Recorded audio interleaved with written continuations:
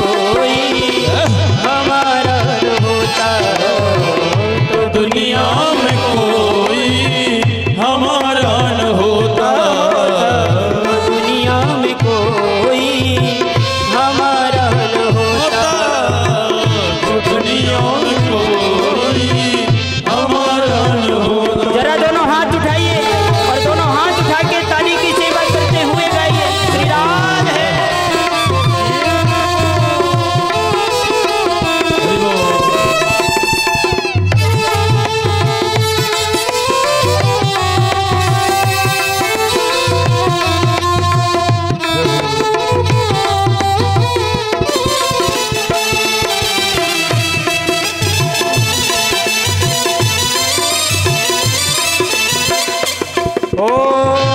कोई नहीं था दुनिया में अपना, कोई नहीं था दुनिया में अपना, कन्हैया से मिलना लगता था सपना, कन्हैया से मिलना लगता था सपना।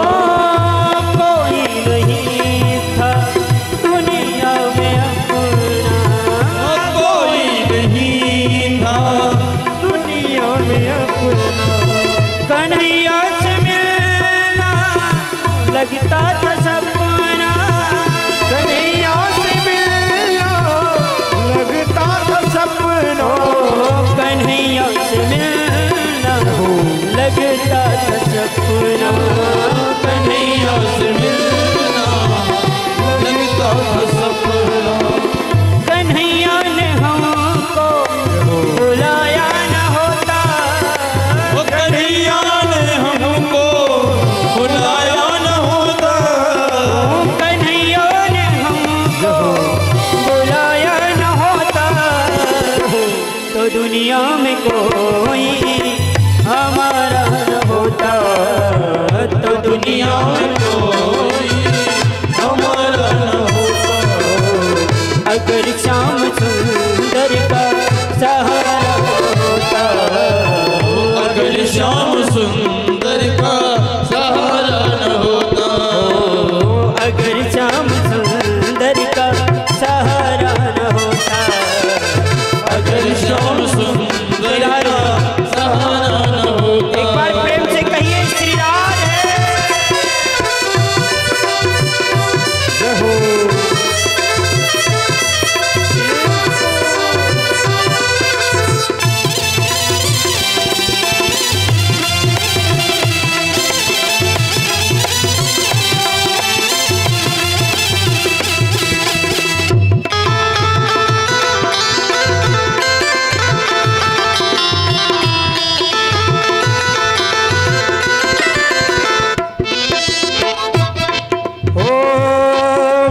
जैसे को अपना कर,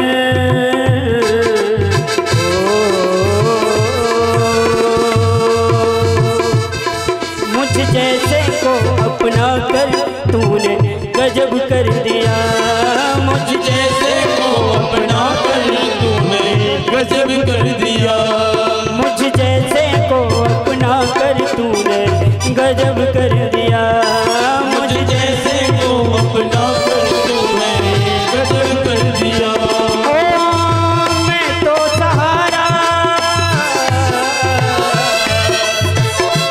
हो, मैं बेसहारा था, मैं बेसहारा था, तूने रब कर दिया, मुझ जैसे को,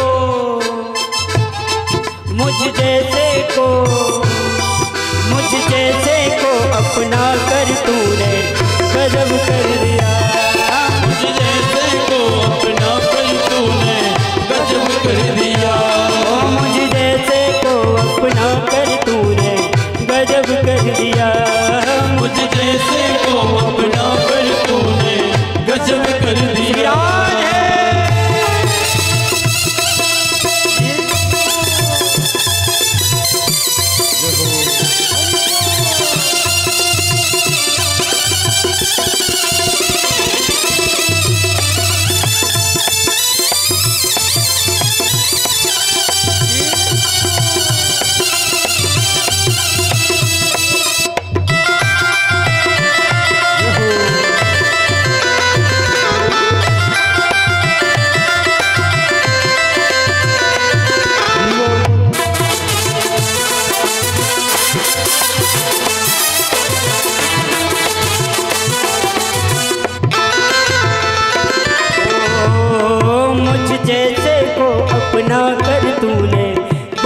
कर दिया, मुझ जैसे को अपना कर तूने गजब कर दिया।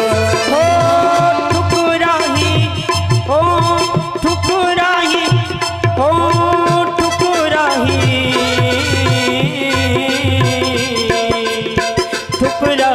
ठुकराया इस जग ने, तूने ही अपनाया। ठुकराया इस जग ने, तूने ही अपनाया। ठुकराया इस जग ने, तूने ही अपनाया। ठुकराया इस जग ने, तूने ही अपनाया। हो एक बिगाना अपना तूने कैसे बनाया। एक दीवाना अपना तूने कैसे बनाया।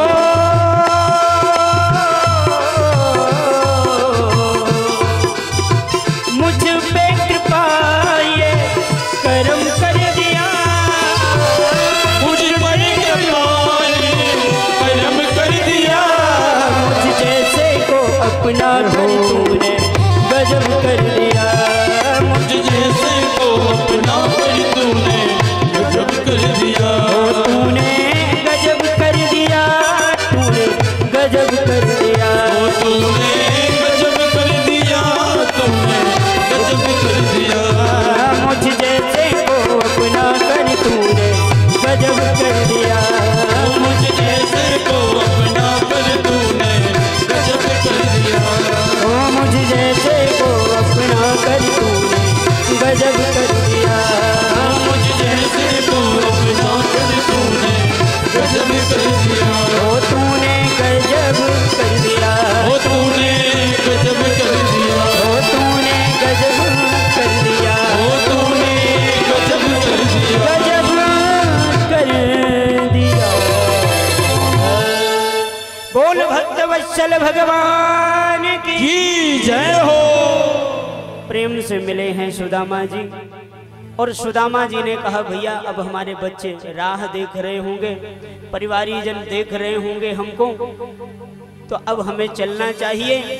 तो भगवान स्वयं सुदामा को साथ में लेकर के और भेजने के लिए जा रहे हैं।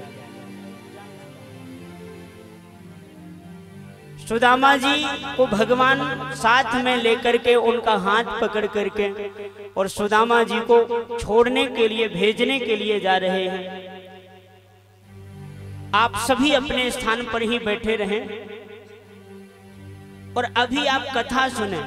अभी कथा के विश्राम के समय में आप फिर अपने चावल इत्यादि यहाँ गद्दी के पास में लाकर के चढ़ा दीजिएगा। वो झांकी है, झांकी का अपन लोगों ने दर्शन किया, अब उनको प्रस्थान करने दीजिए। बोल सुदामा जी महाराज की जय। कृष्ण कन्हैया लाल की जय। और सुदामा जी को छोड़ने भगवान आए। सुदामा जी ने कहा कि लाला अब तुम अपने घर को वापस जाओ और मुझे चलने दो। भगवान ने सुदामा से बार बार निवेदन कहा कि आते रहना सुदामा, तो हमारी याद मत भूल जाना। सुदामा जी कुछ लेना चाहते नहीं थे और भगवान ने भी प्रत्यक्ष में इन्हें कुछ नहीं दिया। बहुत ध्यान से श्रवण करिएगा। सुदामा जी महाराज कुछ लेने थोड़ी ना आए थे यहाँ पर। सुदामा जी महाराज तो महाराज भगवान को हृदय में धारण करने आए थे और भगवान ने भी इनको कुछ दिया नहीं। इसलिए भगवान सुदामा जी को छोड़ने गए और पुनः भगवान अपने भवन में लौटे। तो इधर सुदामा जी चलते चलते सोचने लगे कि भाई मैं फिर से द्वारकापुरी तो नहीं आ गया। सुदामा जी ने किसी से पूछा तो उस व्यक्ति ने पूरा समाचार सुनाया और पूरा समाचार सुना करके वो कहता है कि ये आपके ही सखा कृष्ण कन्हैया का ही तो चमत्कार है। और सुदामा जी इसको देख करके, इन महलों को देख करके विचार करने लगे कि देखो भैया 10 रुपए भी देने वाला ये सोचता है कि मेरा नाम हो, लोग मुझे जाने कि मैंने दिया है। और यहाँ तो महाराज चमत्कार हो गया। सब कुछ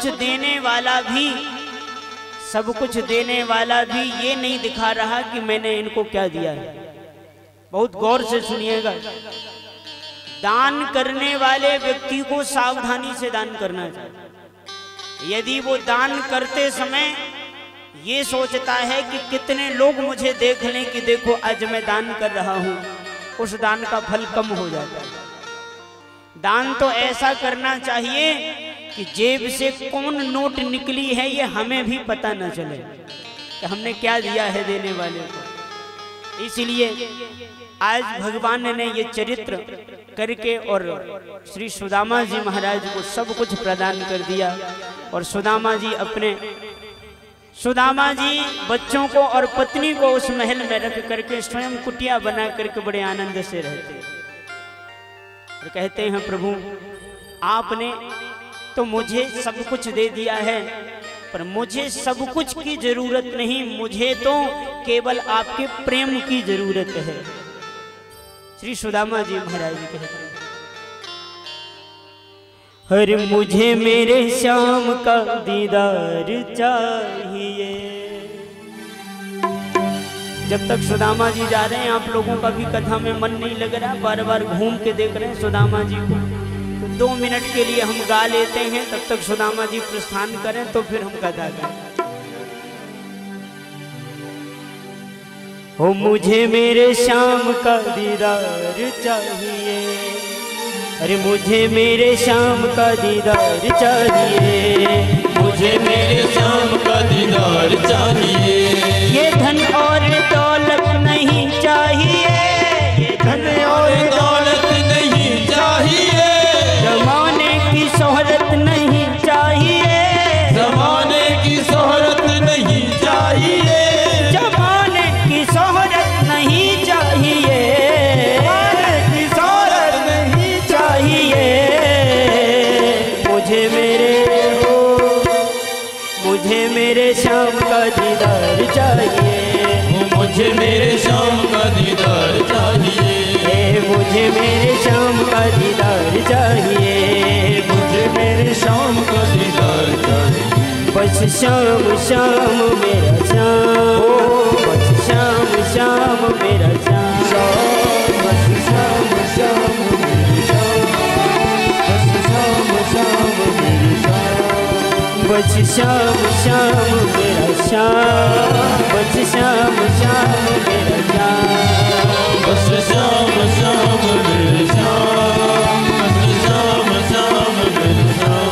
हो ये धन और दौलत नहीं चाहिए, ये धन और दौलत नहीं चाहिए, जमाने की शोहरत नहीं चाहिए, जमाने की शोहरत नहीं चाहिए, जमाने की शोहरत नहीं चाहिए, जमाने की शोहरत नहीं चाहिए।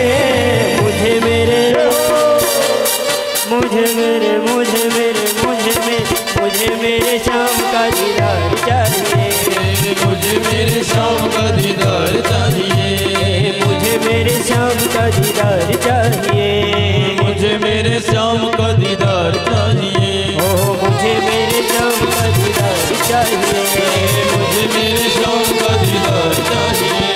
कृष्ण कृष्ण मेरा श्याम, श्याम श्याम मेरा श्याम, कृष्ण कृष्ण मेरा श्याम, कृष्ण कृष्ण मेरा श्याम, ओ श्याम श्याम मेरा श्याम, श्याम श्याम मेरा श्याम, श्याम श्याम मेरा श्याम, श्याम श्याम मेरा श्याम। मैं भूखा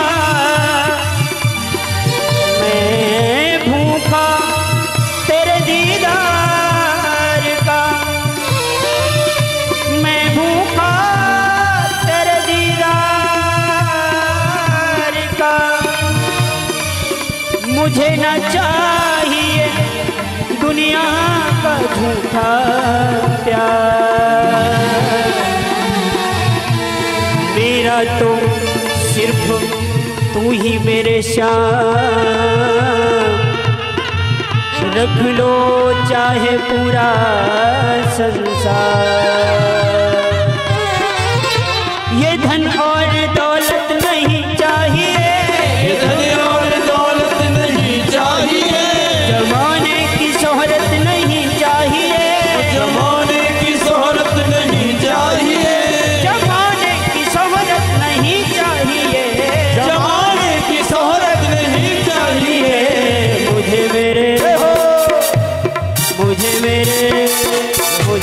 मेरे श्याम का दीदार चाहिए, मुझे मेरे श्याम का दीदार चाहिए, मुझे मेरे श्याम का दीदार चाहिए, मुझे मेरे श्याम का दीदार चाहिए, दीदार चाहिए, दीदार चाहिए, दीदार चाहिए।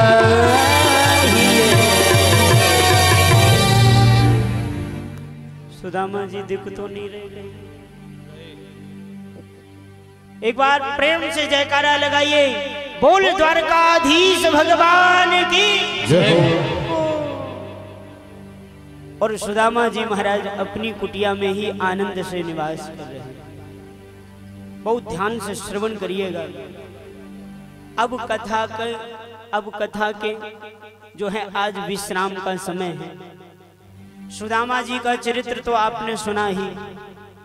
अब हम लोग विश्राम दिवस के समापन की ओर बढ़ रहे हैं और बहुत ध्यान से सुनिएगा, बहुत गौर से श्रवण करिएगा। भगवान अपनी लीला को केवल और केवल हमको आपको शिक्षा प्रदान करने के लिए और भक्तों को आनंद प्रदान करने के लिए करना चाहिए। सबसे बड़ा धन क्या है? सबसे बड़ा धन है भगवान की याद करना। सबसे बड़ा धन है भगवान के नाम का कीर्तन करना। और सबसे बड़ा धन है कि जब कथा हो तो आपके पास इतना समय हो कि आप उस कथा को श्रवण कर सकें। ये सबसे बड़ा धन है जीवन में। और इसीलिए ये जो लौकिक धन है जिसके पीछे आप हम पागल हुए डोलते हैं, ये धन कम रहे तो दुख और ज्यादा हो जाए तो दुख। कम रहेगा तो पड़ोसी से जल जल करके दुख, और ज्यादा रहेगा तो इस सोच में नींद नहीं आती कि सो जाएं तो कहीं कोई चोर न घुस जाए। इस धन से केवल और केवल दुख ही प्राप्त होता है भैया, सुख कभी प्राप्त नहीं होता।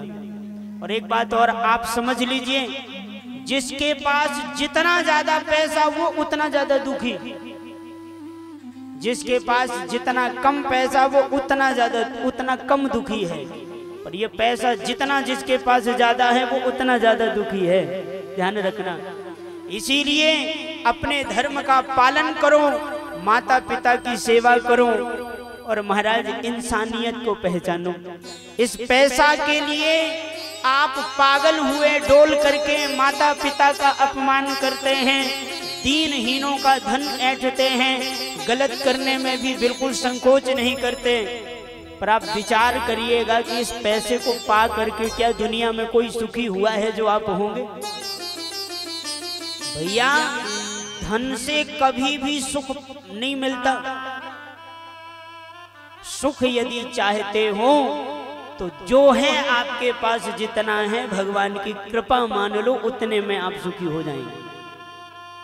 आज पैसे का व्यक्ति इतना अंधा हो चुका है महाराज कि वो रिश्तों को भी पैसे से तोलता है। अरे यहाँ तक कि क्या कहें, ये अभागा अपने माँ के प्रेम को भी पैसों से तोलना चाहता है।